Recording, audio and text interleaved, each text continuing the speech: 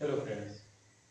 आज हम लोग क्लासिफिकेशन ऑफ लिविंग ऑर्गन देखेंगे और इस बार हम लोग इंटरमीडिएट के एंगल से और नी फाउंडेशन के एंगल से डिटेल में इसको पढ़ेंगे। क्लासिफिकेशन ऑफ लिविंग ऑर्गन में बिल्कुल शुरुआत में लीनियस ने पूरे लिविंग ऑर्गन को दो भागों में बांटा। लीनियस का दो भागों में बांटने का सिर्फ एक आधार ये था, उन्होंने दो वर्ग बनाए, एक था प्लांटी और दूसरा था एनिमेलिया। प्लांटी में वो सभी जो है ऑर्गेनिज्म आए जो फोटोसिंथेसिस करते थे, जो अपना खाना को बनाने की क्षमता रखते थे, ग्रीन कलर के थे। और दूसरा वर्ग बनाया जो अपना खाना नहीं बना पाते थे, विदाउट फोटोसिंथेटिक कैपेसिटी थे, वो सारे के सारे उन्होंने रख दिए एनिमेलिया में। अब इसमें यूक्लिना था जो कि दोनों में था। यहाँ पर क्रिटिसिज्म हुई कि ये एनिमल में भी आता है और जो है प्लांट में भी आता है। क्यों? क्योंकि ये अपना खाना खुद बना लेता है मगर ये मूवमेंट करता है, डाइजेशन जैसे सारी चीजें होती हैं। फंजाई को लेकर फिर बात हुई कि फंजाई नॉन क्लोरोफिलस है और फोटोसिंथेसिस नहीं करता है, फिर भी अपना खाना वो स्वयं तैयार करता है। इसी प्रकार से वायरस और ब्लू ग्रीन अलगा इन सभी को लेकर भी क्रिटिसिज्म हुई। इसके बाद कोपलैंड ने 1956 में फोर किंगडम सिस्टम बताया। फोर किंगडम सिस्टम में सबसे पहला था मोनेरा। तो मोनेरा में वो सभी चीजें आई जिनमें इंसिपिएंट न्यूक्लियस था, ट्रू न्यूक्लियस नहीं पाया जाता था। न्यूक्लियर मटेरियल जो है सेल के अंदर फैला होता था।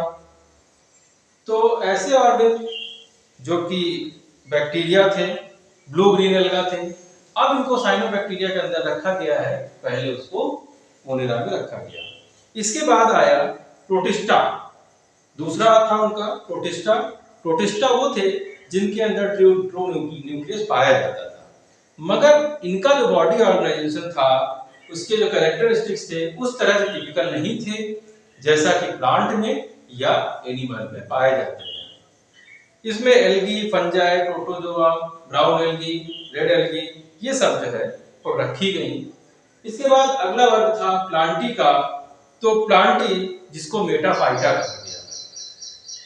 मेटाफाइटा के जो ऑर्गेनिज्म थे, इनकी जो सेल्स थी उनके ऊपर सेल वॉल पाई जाती थी, क्लोरोप्लास्ट पाया जाता था और इनके अंदर जो स्टोर मटेरियल था वो ग्लूकोज, वो सेलुलोज था, स्टार्च था, सुक्रोज था, ये सब पाया जाता था।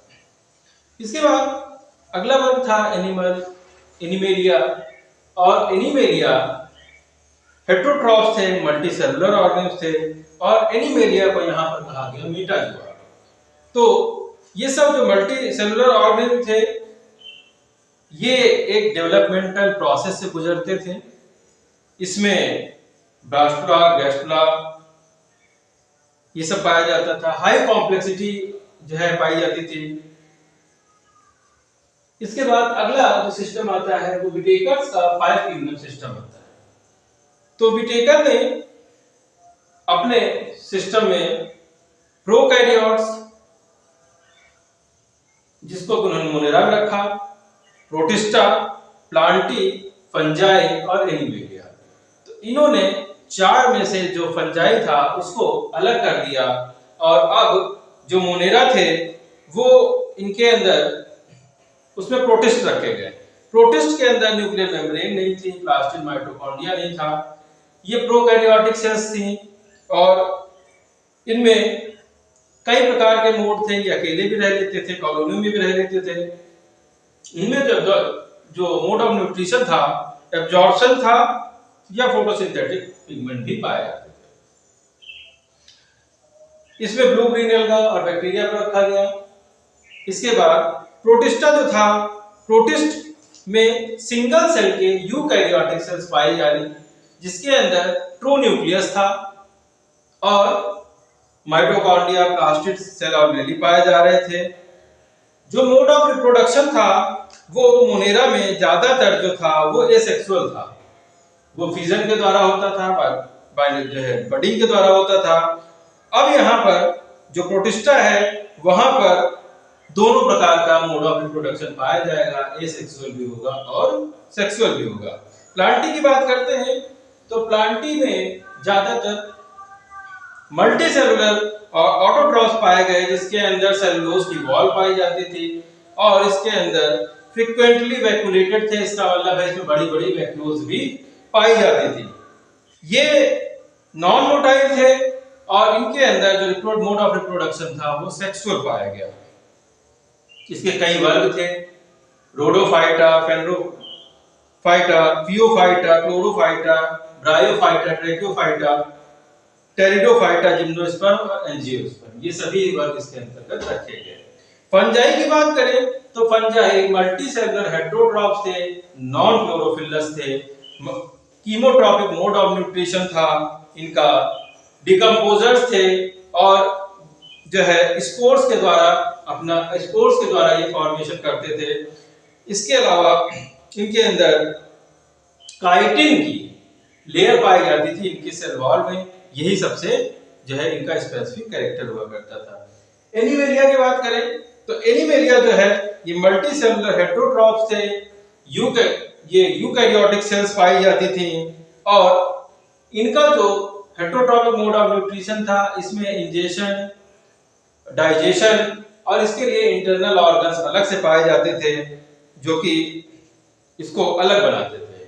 मोटिलिटी, ये इनके अंदर मूवमेंट था, रिस्पॉन्सिवनेस था, बहुत सारी चीजें थी जो कि इनमें अलग थी।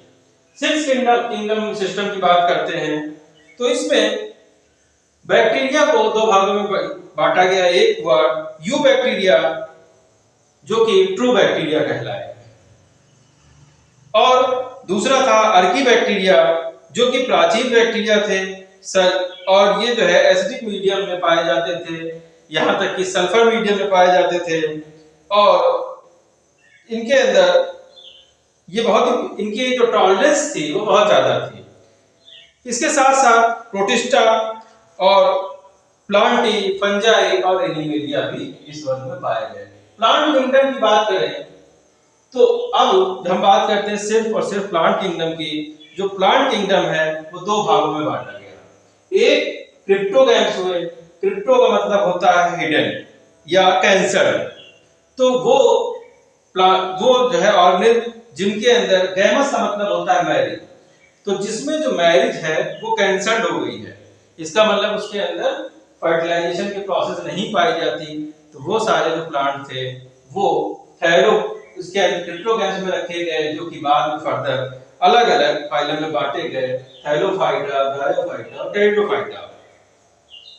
इसके बाद जो फेनरोगैम्स है, फेनरोगैम्स का मतलब होता है कि फेनरस का मतलब होता है विजिबल और गैमस का मतलब होता है मैरिज, तो जिसमें जो मैरिज है वो विजिबल है, इसको फेनरोगैम्स कहा गया और ये दो फाइलम में पाए गए, जिम्नोस्पर्म और एंजियोस्पर्म। एंजियोस्पर्म हमारे फ्लावरिंग प्लांट होते हैं जिसमें कि फूल खिलते हैं, सीड्स होते हैं, फ्रूट्स होते हैं, ये सभी चीजें इसके अंदर पाई जाती हैं। अब समझते हैं modern system of classification of plants की, जिसको कि ओस्वाल्ड टिप्पो के द्वारा 1942 में दिया गया। इन्होंने दो भागों में बांटा, थैलोफाइटा और एम्ब्रियोफाइटा।